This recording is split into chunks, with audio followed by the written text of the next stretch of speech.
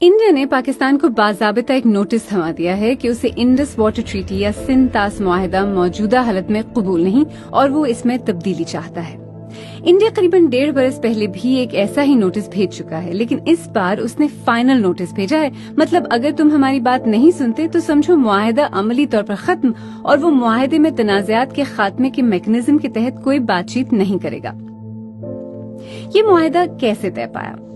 ستمبر 1960 کی بات ہے جب انڈیا کے وزیر اعظم جواہر لال نہرو کراچی آئے اور اس معاہدے پر دستخط کیے۔ پاکستان کی جانب سے صدر ایوب نے دستخط کیے اور تیسرا فریق ورلڈ بینک تھا جس کی کوششوں سے یہ معاہدہ طے پایا تھا، جس کی تیاری میں 9 برس لگے تھے۔ اس معاہدے کے تحت 6 دریاؤں کے پانیوں کے استعمال کا طریقہ کار طے پایا، جس کے تحت 3 دریا بیاس، ستلج اور راوی پر انڈیا کے مکمل حق کو تسلیم کر لیا گیا۔ انڈیا نے اس اختیار کا بھرپور استعمال کیا، ان دریاؤں پر ڈیم بنائے، دریاؤں کا رخ موڑا اور آج یہ تینوں دریا پاکستان میں مکمل طور پر خشک ہو چکے ہیں۔ بقیہ 3 دریاؤں دریائے سندھ، چناب اور جہلم پر پاکستان کو اپر ہینڈ ملا اور ان دریاؤں کے 80% پانی پر پاکستان کے حق کو تسلیم کیا گیا۔ انڈیا کو اجازت ہے کہ وہ ان دریاؤں کا تقریباً 18% پانی زراعت کے لیے استعمال کر لے اور بہتے دریا پر بجلی کے کارخانے بھی لگا لے، لیکن وہ پانی کو سٹور نہیں کر سکتا یا اس کے بہاؤ کو کم کرنے کے منصوبے نہیں بنا سکتا۔ انڈیا اس معاہدے کو کیوں تبدیل کرنا چاہتا ہے؟ انڈیا نے اپنے نوٹس میں جو گراؤنڈز لیے ہیں ان میں موسمیاتی تبدیلی، آبادی میں اضافے اور صاف انرجی کی پیداوار اور ایمیشنز ٹارگٹس کے حصول کا ذکر کیا ہے۔ اس کے علاوہ خطے میں دہشت گردی کے واقعات کا بھی حوالہ دیا ہے اور کہا ہے کہ دہشت گردانہ کارروائیاں معاہدے پر مکمل عمل درآمد کی راہ میں رکاوٹ ہیں۔ تنازعات کے حل کا میکانزم کیا ہے؟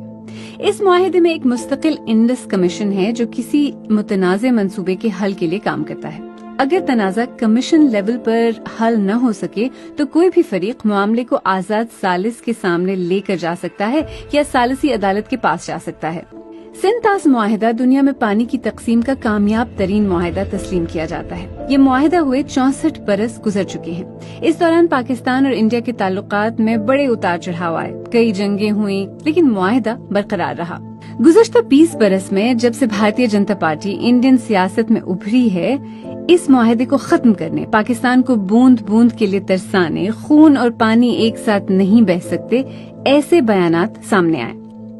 انڈیا کی جانب سے حالیہ نوٹس ایک ایسے وقت میں سامنے آیا ہے جب پاکستان نے انڈیا کے زیر کنٹرول جموں کشمیر میں 2 منصوبوں پر اعتراضات اٹھا رکھے ہیں اور انٹرنیشنل کورٹ نے انڈیا کی مخالفت کے باوجود پاکستان کی شکایت کو سننے پر اپنے اختیار کا اعلان کیا ہے۔ کیا انڈیا اس معاہدے کو ختم کر سکتا ہے؟ انڈین میڈیا سرکاری حوالے سے یہ خبریں دے رہا ہے کہ انڈیا نے 64 سال پرانی ٹریٹی میں نظر ثانی اور تبدیلی کے لیے پاکستان کو نوٹس کافی غور و خوض کے بعد دیا ہے اور وہ ایک تاریخی غلطی کو درست کرنے کی کوشش کر رہا ہے۔ تاہم ماہرین کا کہنا ہے کہ سندھ طاس معاہدہ دونوں ملکوں کی باہمی رضامندی سے ہی ختم کیا جا سکتا ہے۔ 18 برس تک پاکستان کے واٹر کمشنر رہنے والے جماعت علی شاہ نے سندھ طاس معاہدے کے بارے میں BBC پنجابی سے بات کرتے ہوئے کہا ہے کہ اس معاہدے کی شرائط کے تحت کوئی بھی اس معاہدے کو یک طرفہ طور پر منسوخ یا تبدیل نہیں کر سکتا۔ دونوں ممالک مشترکہ طور پر اس معاہدے میں ترمیم کر سکتے ہیں یا نیا معاہدہ تشکیل دے سکتے ہیں۔ تجزیہ کار نروپا سبرمنیم کہتی ہیں کہ سندھ طاس معاہدہ ایک بہت وسیع بصیرت کا معاہدہ ہے۔ اس میں یہ ویژن تھا کہ اپر رائپیرین جو لوور رائپیرین ہے اس پہ ڈومینیٹ نہیں کر سکتی۔ ہمیں یاد رکھنا چاہیے کہ ہم بھی ایک لوور رائپیرین ہیں۔ چائنا کے ساتھ ہم برہمپترا شیئر کرتے ہیں۔